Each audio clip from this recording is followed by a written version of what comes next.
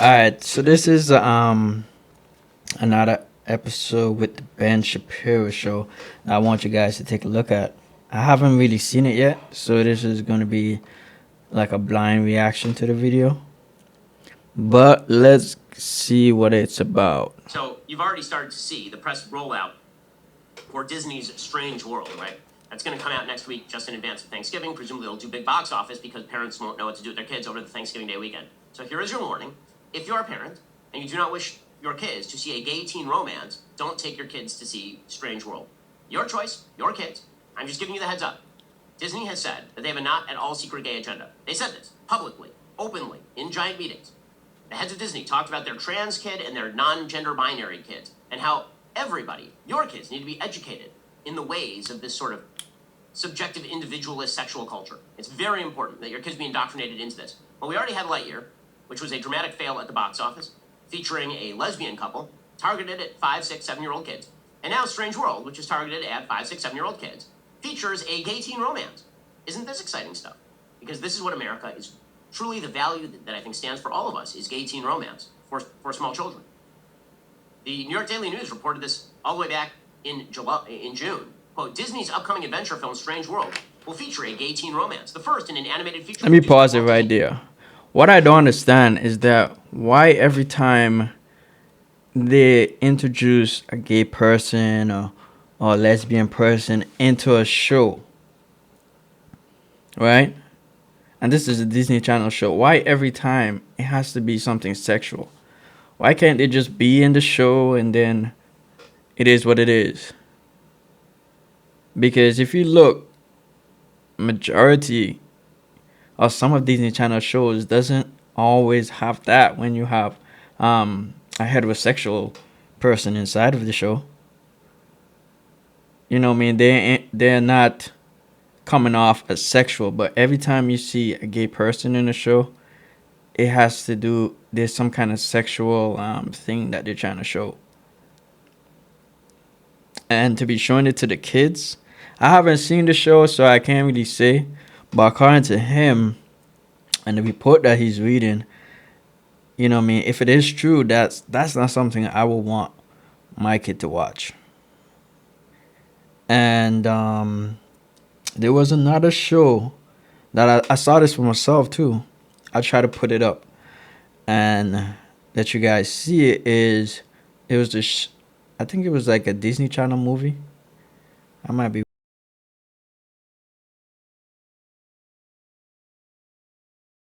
wrong, but I'll put it up.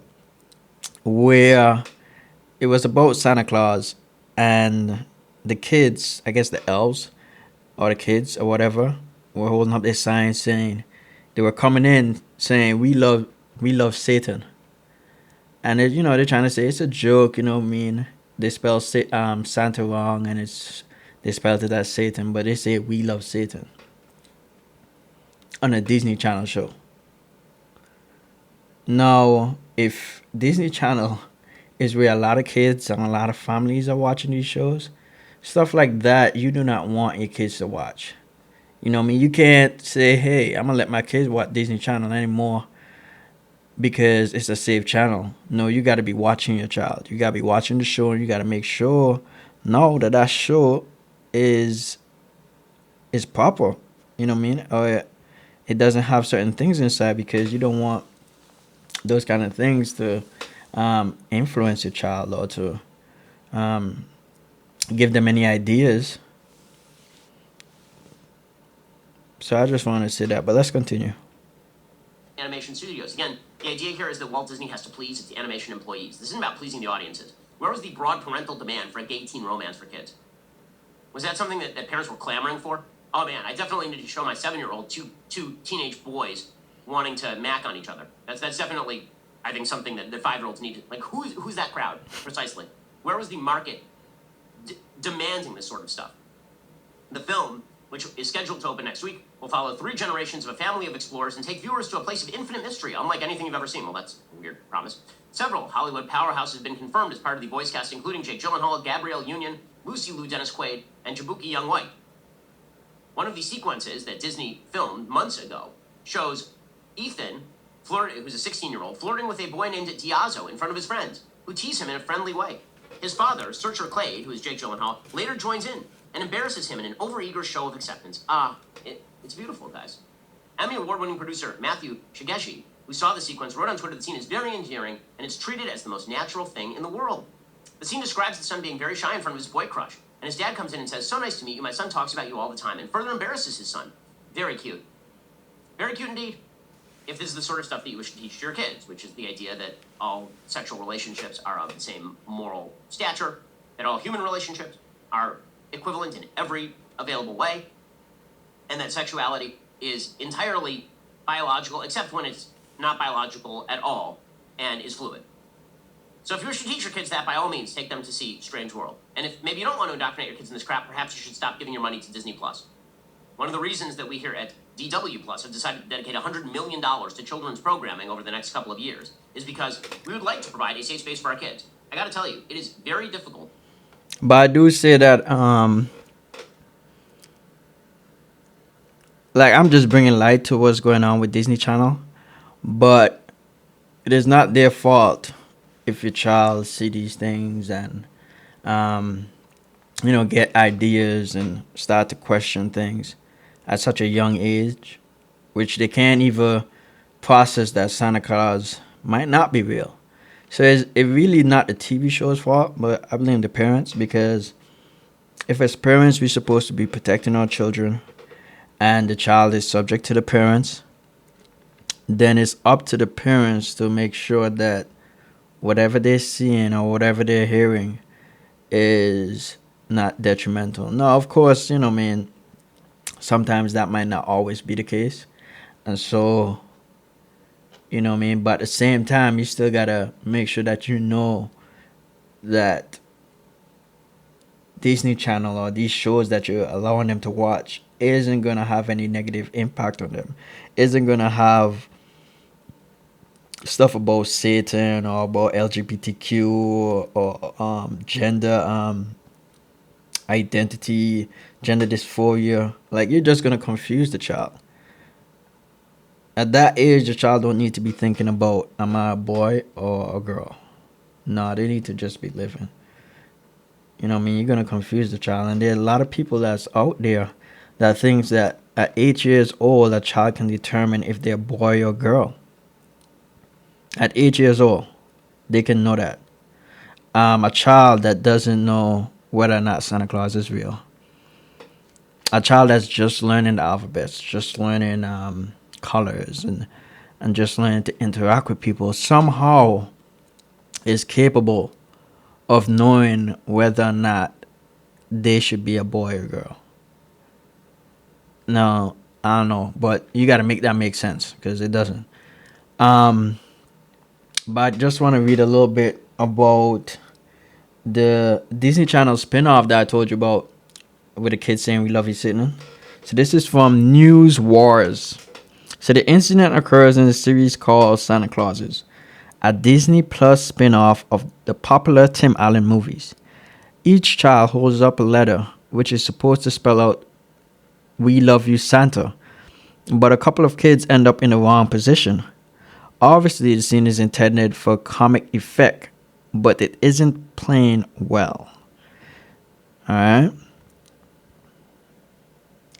And this, I guess, they brought highlight to that, especially after Balenciaga started with these ads as well, promoting child pornography and a child holding a teddy bear in a bondage costume.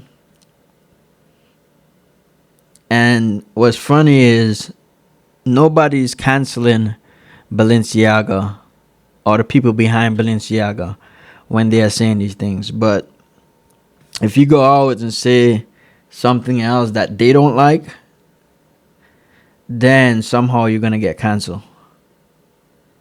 And I just find it's absurd. There's no kind of balance. It's just one-sided. And they're after that guy Elon Musk because he is for bringing back freedom of speech. But the leftists, they don't want you to have your freedom of speech. They prefer if they have it, but you shut up and we cancel you or we ban you from Twitter um, for having freedom of speech. They don't want you to have freedom of speech. They prefer if they have it. They don't mind if they have it. They could tell you about LGBTQ. They could tell you about gender dysphoria, and they could tell you about Black Lives Matter. They could tell you about what they want to talk about. But from the time you talk about what you want to talk about, oh no, you're canceled. So hopefully, he doesn't get much pushback. I'm hearing, but I'm not sure that he might get pushback from Apple and Google because they own both phone companies and own both app stores, that they can somehow, ban Twitter from being on the App Store. But hopefully that doesn't happen and free speech is allowed to prevail. Because if you don't have freedom of speech, you have nothing. We have all these people that's allowed to have freedom of speech. They have this I'll try to get it another time, a video of this lady. Well, it's a man dressed as a woman, and you can see clearly it's a man, beard, mustache, everything. The only thing is makeup. The person have on makeup. And they're teaching children. They're on Instagram and they're promoting and teaching children how they can know if they want to be a boy or girl, or if they want to be neither. But nobody's canceling them. And a lot of people don't ask this question. A lot of people don't wake up and see what's going on. But they only get a reaction, or you only get a reaction from them, is when you start saying no to these things. You know what I mean? A lot of it has to do with the media, because the media pushes what it wants you to see. But at the same time, it's our responsibility to be aware of what's going on. You can't trust the media just because it's, whether it be the big time media networks like CNN, Fox News. You can't just trust them because they're mainstream. But okay, let's continue. Being a parent these days and trying to keep your kids learning about traditional values in a world that attempts to foist on them at literally every turn that traditional values are evil and terrible and bigoted. It's very difficult. When people give books to my kids, I have to read the books first before I screen the books for my kids. Now you can hear the hue and cry from the left as Media Matters puts it. So, oh my gosh, he screens books. Yes, because I am a good parent. This is what good parents do. I wouldn't let my kids read horror books, and I wouldn't let my kids read books about the innate moral value of every sexual relationship. Right. That's not something I want my kids believing, because I don't think it's true. I think it cuts against basic human institutions. I think it cuts against the future of their happiness. I think it cuts in favor of confusion and definitely, as a child, you don't want you got to protect your child, and you don't want your child listening to certain things, especially when they're not ready to. You know what I mean? When they're 18 and they go out into the world, then they'll be able to deal with it, and they'll be able to handle it, and know not to believe it just because they hear it. And those are the kind of things you teach them as they're growing up. But as a child, you got to protect the child, especially from what they see and from what they hear. And sometimes it's not just the media, that is pushing this stuff to the children. We have parents doing the same thing now. Now parents are hearing about changing your gender and all this kind of nonsense, and they're pushing that to the child.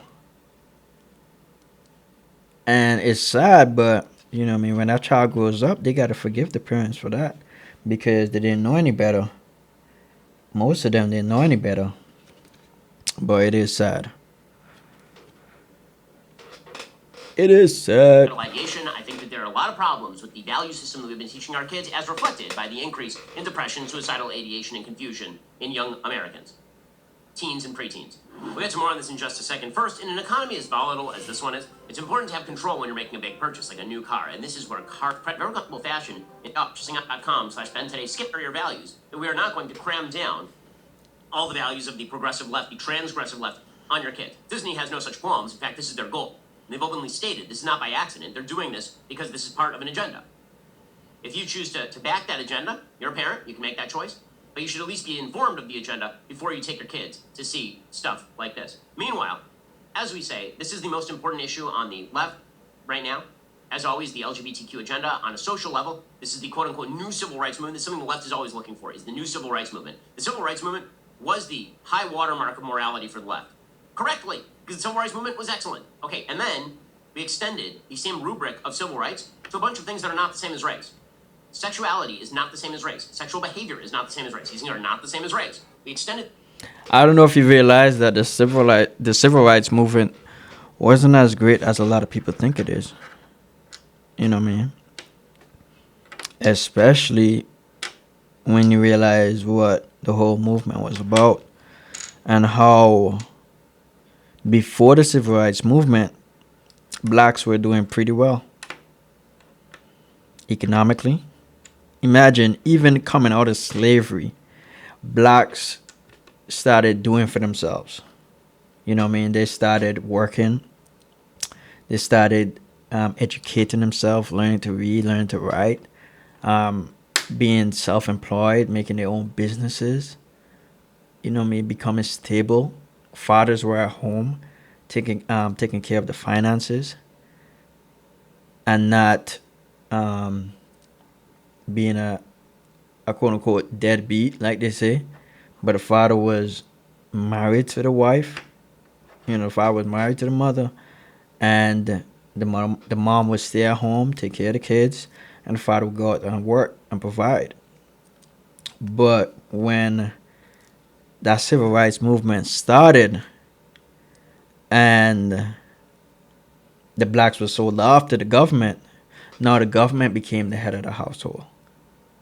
Okay, now there's no need for the man in the home. And that's where we have the welfare start. You know what I mean? The government becomes the man, and now the government is giving you money to not have a man inside your home. And it even has stories of women hiding their husbands so they can get these welfare checks, or making sure their husband's not at home so that they can prove that they don't have a husband at home so they can get their welfare check. So it's just a lot of government control, you know what I mean, is detrimental, and you can see it from back during the civil rights movement.